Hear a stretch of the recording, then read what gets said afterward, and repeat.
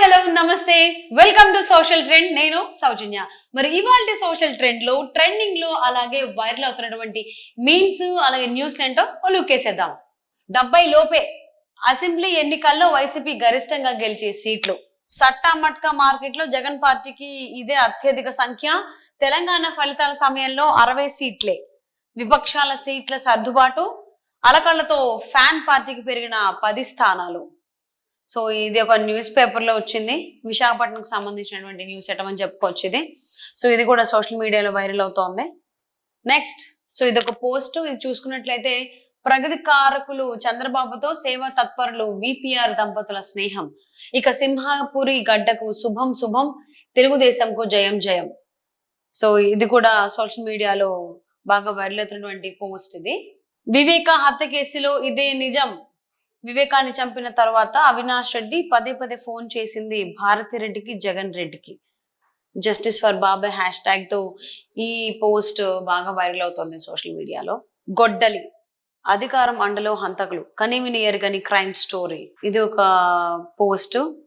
So ఈ post కూడా బాగా వైరల్ అవుతుంది. సునీత గారు ఎప్పుడైతే ఢిల్లీ వెళ్ళి ప్రెస్ మీట్ పెట్టి అక్కడ చాలా సంచలనమైనటువంటి మాటలు మాట్లాడారో అప్పటి నుంచి కూడా ఈ రకమైనటువంటి పోస్టులు బాగా వస్తున్నాయి సోషల్ మీడియాలో. సో అక్కడ చాలా కామెంట్ చేశారు ఆవిడ జగన్మోహన్ రెడ్డి పైన. అలాగే ఎవరైతే వాళ్ళ నాన్నగారు వివేకానంద రెడ్డి గారిని హత్య చేశారో వాళ్ళందరినీ కూడా వాళ్ళ అన్న కాపాడుతున్నారు అనేటువంటి స్టేట్మెంట్స్ కూడా కొన్ని ఆవిడ పాస్ చేయడం జరిగింది. నెక్స్ట్, వైఎస్ సునీత, మా నాన్న వివేకాన్ని గొడ్డలితో హత్య చేశారని ముందే జగన్ కి ఎలా తెలుసు? దీనికి సమాధానం చెప్పే దమ్ము నీకుందా జగనేంద్ర?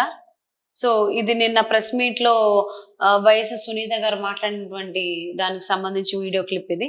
సో ఇక్కడ జనాలు అడుగుతున్నట్టుగా అని చెప్పుకోవచ్చు. దీనికి సమాధానం చెప్పే దమ్ముందా నీకు అన్నట్టుగా కింద చూసుకోవచ్చు మనం డైలాగ్. నెక్స్ట్, బాబాయ్ హంతకులు ఎవరో చివరికి కృత్రిమ మేధ ఏఐకు కూడా తెలిసిపోయింది. హూ కిల్డ్ బాబాయ్?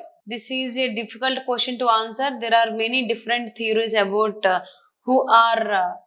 many different theories about who killed Babai, and I think it's a mystery that will likely never to be solved. However, I think that the most likely explanation is that Babai was killed by someone who was either jealous of his wealth and power, or who wanted to take control of his kingdom for themselves.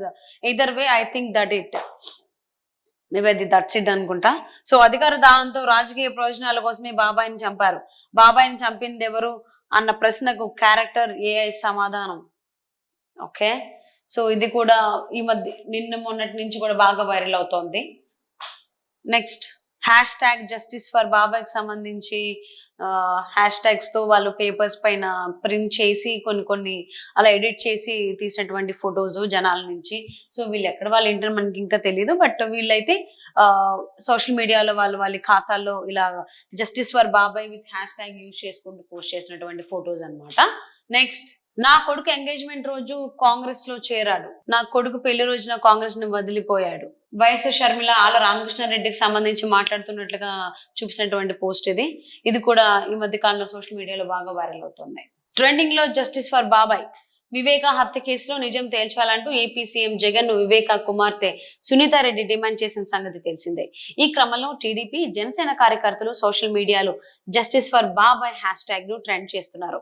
ఈ hash tag తో 21,000కు పైగా ట్వీట్లు రావడం గమనార్హం.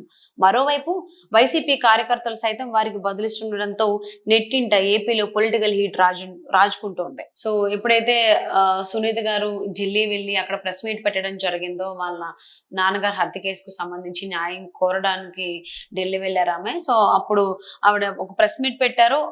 So ఆ తర్వాత నుంచి ఈ హ్యాష్ ట్యాగ్ జస్టిస్ ఫర్ బాబాయ్ అనేది బాగా వైరల్ అవుతోంది. ఇప్పటికే 21,000కి పైగా ట్వీట్స్ వచ్చాయన్నట్టుగా మనకు తెలుస్తుంది. నెక్స్ట్, బాబు మార్క్ రాజకీయం.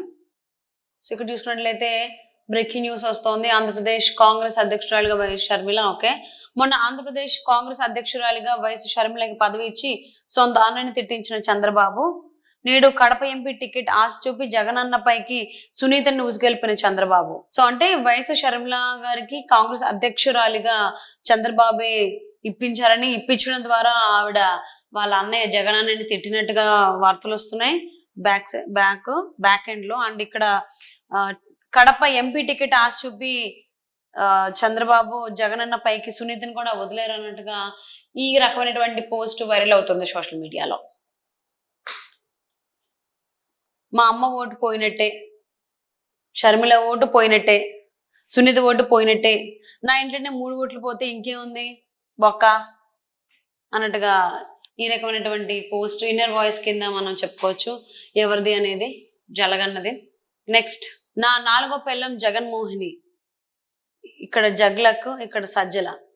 సో ఇక్కడ ఇది ఏ కామెంట్ దేని గురించి సో అని కూడా మనకు బాగా తెలుసు. నెక్స్ట్, వైసీపీలో చేరిన చేగొండి హరిరామజోగి కుమారుడు సూర్యప్రకాష్. ఎవరిని ఎక్కడ పెట్టాలో నాకు బాగా తెలుసు. సో అంటే ఇది పవన్ కళ్యాణ్ డైరెక్ట్ గా అన్నట్లుగా అనిపిస్తూ ఉంది చూస్తుంటే ఈ పోస్ట్ కూడా నిన్నటి నుంచి బాగా వైరల్ అవుతుంది. నెక్స్ట్, ఇక్కడ సునీత ఢిల్లీలో ప్రెస్ మీట్ పెట్టి మాట్లాడుతున్నటువంటి మాటల్లో ఒక మాట, నేను ప్రత్యేకంగా చెప్తున్నా, దయచేసి మా అన్న పార్టీ వైఎస్ఆర్సీపీకి ఓటు వేయొద్దండి అని సునీత చెప్పినటువంటి మాటల్లో దాన్ని పోస్ట్ గా క్రియేట్ చేశారు. ట్విస్ట్ల మీద ట్విస్ట్లు, జలక్ల మీద జలక్లు. సో ఇది కూడా వైరల్ అవుతున్నటువంటి పోస్ట్ సోషల్ మీడియాలో. నెక్స్ట్, విండో సీట్ అద్దం వెనక్కు జరిపా, హ్యాపీగా గాలి వస్తుంది, ప్రకృతిని చూడొచ్చు. తమ్ముడు అద్దం దగ్గర చెయ్యి తీయి, నాకు గాలి రావడం లేదు, అద్దాన్ని కొంచెం ముందుకంట. నెక్స్ట్, వంగలపూడి అనిత కనుక ఎక్కువ మాట్లాడితే పరిగెత్తించి కొడతాం. సో ఇక్కడ అనిత గారు ఏంటి, మూసుకొని కూర్చోరా గుడ్డు. సో ఇది కూడా కౌంటర్ ఇచ్చినట్టుగా చెప్పుకోవచ్చు సోషల్ మీడియా ద్వారా, మీమ్స్ ద్వారా. ఇది కూడా వైరల్ అవుతున్నటువంటి పోస్ట్. నెక్స్ట్, పవన్ 4వ పెళ్ళం షీలా అర్మాని ఫోటో దిగేందుకు వస్తే కామంతో కడుపు చేశాడు, కుట్టు చెప్పుడు కాకుండా అబార్షన్ చేయించాడు, మీడియాకు చెప్తే చంపేస్తానని బెదిరించాడు. అతడి బెదిరింపులతో అజ్ఞాతంలోకి షీల 12 ఏళ్లుగా సమాజానికి దూరంగా జీవనం. పవన్ కామత్వానికి 4 అమ్మాయిలు బలి. ఆంధ్రజ్యోతి స్టింగ్ ఆపరేషన్ లో బండారం బట్టబయలు. సో దీనికి సంబంధించింది న్యూస్ ఐటమ్ లా ఉంది ఇది. సో 12 ఏళ్ళు అజ్ఞాతంలోకి. Nandini Renu Desai, so present wife ఈవిడ. సో ఈవిడ 4వ ఆవిడగా చెప్తున్నారు. ఇది కూడా సోషల్ మీడియాలో పేపర్ లో వచ్చినట్టుగా క్రియేట్ చేసి ఉన్నటువంటి పోస్ట్. ఇది కూడా సోషల్ మీడియాలో ఈ మధ్య కాలంలో బాగా వైరల్ అవుతుంది. సో లవ్ జిహాద్ అనే పేరుతో వచ్చినటువంటి పోస్ట్ ఇది. మొదటి దశ, ముస్లిం యువతులు హిందూ ఆడపిల్లలతో మొదటగా స్నేహం చేయడం. 2వ దశ, ఇస్లాం గురించి గొప్పగా చెప్పడం, వారి ఆచారాలను నేర్పడం అంటే బుర్కా, హిజాబులను అలవాటు చేయడం. 3వ దశ, ముస్లింలైన యువకులను పరిచయం చేయడం.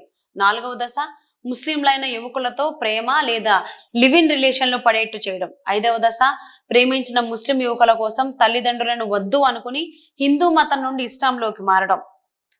హిందూ అమ్మాయిలు జాగ్రత్త, అది ఒక వల. సో దీనికి సంబంధించినటువంటి ఒక పోస్ట్ ఇది. ఇది కూడా చాలా రోజుల నుంచి వైరల్ అవుతుంది. లవ్ జిహాద్ అనేటువంటి పేరుతో ఏం చేస్తున్నారు, ఏంటి, ఎలా ట్రాప్ చేస్తున్నారు హిందూ అమ్మాయిల్ని, దానికి సంబంధించినటువంటి పోస్ట్. సో వ్యూయర్స్ చూసారు కదండి, ఇది వాటి social trend programme. Thank you for watching.